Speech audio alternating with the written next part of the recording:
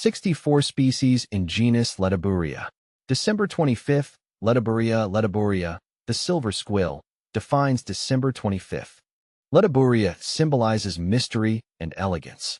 Your quiet grace and enigmatic charm make you stand out. Like its intricate patterns, you possess a deep, captivating beauty that draws people in. Ledebouria, my little obsession.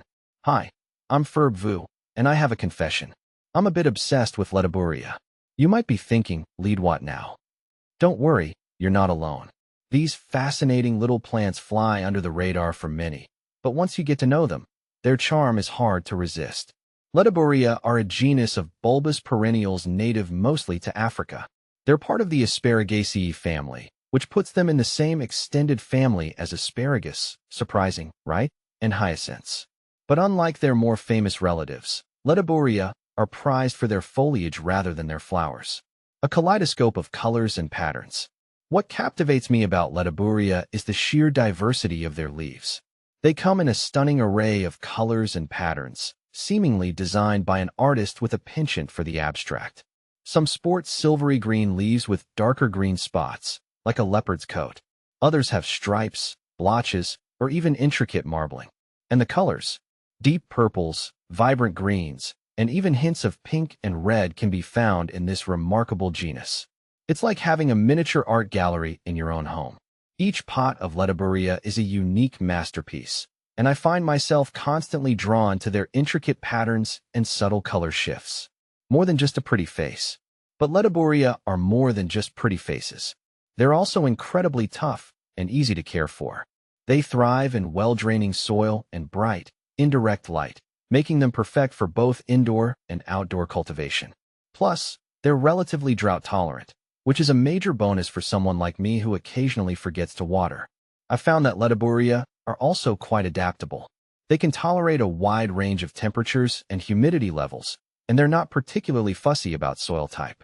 This makes them ideal for beginner gardeners or anyone who wants a low-maintenance plant that still packs a visual punch. A growing collection. My fascination with Ledebouria started with a single plant, a Ledebouria socialis with its classic green and purple spotted leaves. But that one plant quickly turned into 2, then 4, and now, well, let's just say my collection has grown considerably. Here are Ledebouria socialis, silver squill, the classic, and for good reason.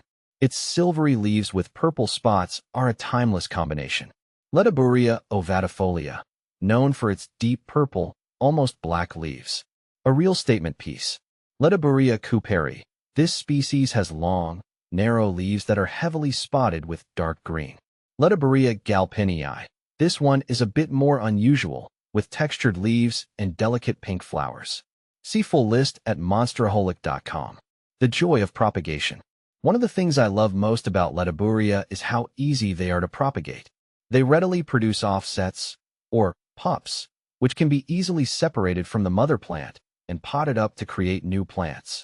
It's incredibly rewarding to watch these little pups grow and develop their own unique characteristics.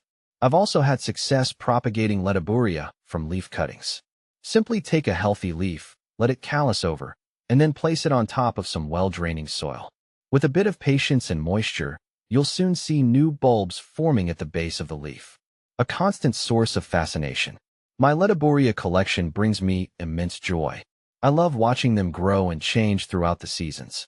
In the spring, they reward me with delicate clusters of flowers, ranging in color from white to pink to purple. But even when they're not in bloom, their foliage provides constant visual interest.